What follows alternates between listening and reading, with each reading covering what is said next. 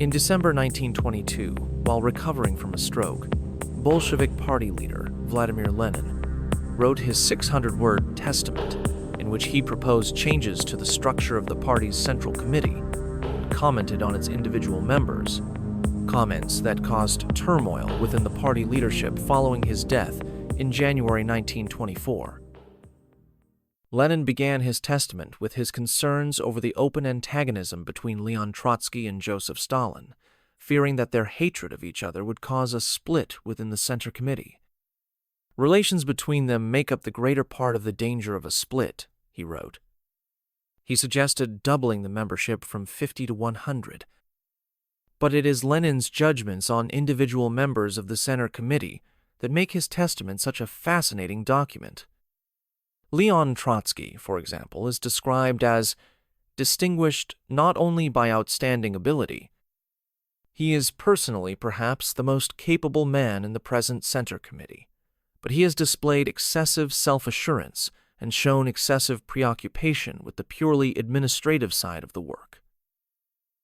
Of Nikolai Bukharin, Lenin wrote, "He is rightly considered the favorite of the whole party, but his theoretical views can be classified as fully Marxist only with the great reserve, for there is something scholastic about him."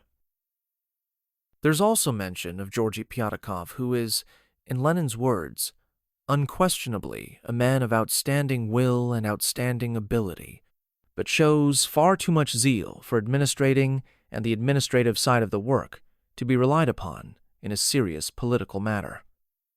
Lenin also mentioned Lev Kamenev and Grigory Zinoviev, who, following the Bolshevik seizure of power in the October Revolution of 1917, had dared to doubt Lenin.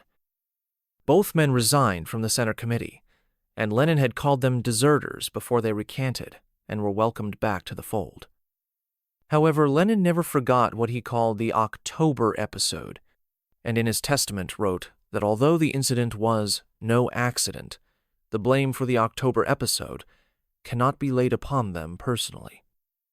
But of course, by even referencing the episode, Lenin was drawing attention to it, ensuring that Kamenev and Zinoviev's temporary loss of faith was not forgotten. His most damning judgment, however, was reserved for Joseph Stalin, whom Lenin had appointed General Secretary 8 months earlier. Lenin was regretting his haste in promoting Stalin, questioning the amount of authority placed in the Georgian's hands. While in the testament other members of the Center Committee received both criticism and praise, Stalin suffered only criticism. Lenin described Stalin as having unlimited authority concentrated in his hands. "I am not sure whether he will always be capable of using that authority with sufficient caution." More damning still for Stalin was Lenin's 130-word addendum to his testament, written a few days later, in which he declared, "Stalin is too rude, and this defect, although quite tolerable in our midst and in dealing among us communists, becomes intolerable in his Secretary-General.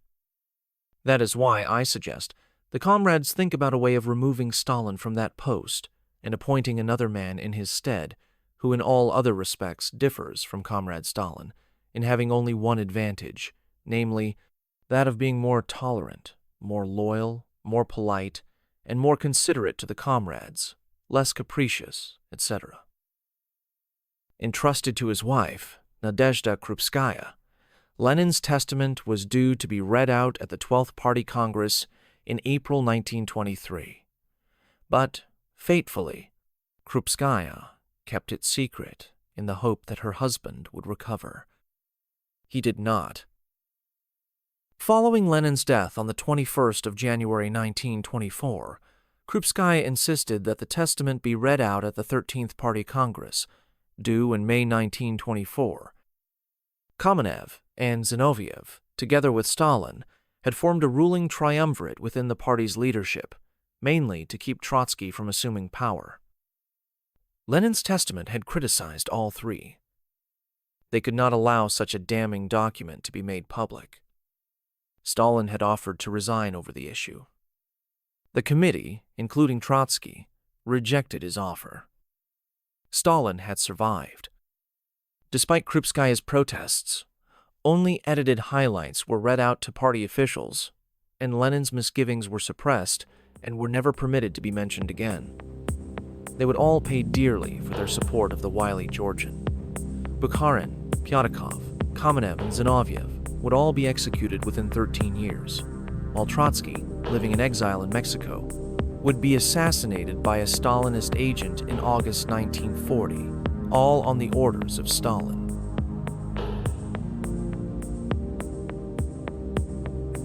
Thank you for watching.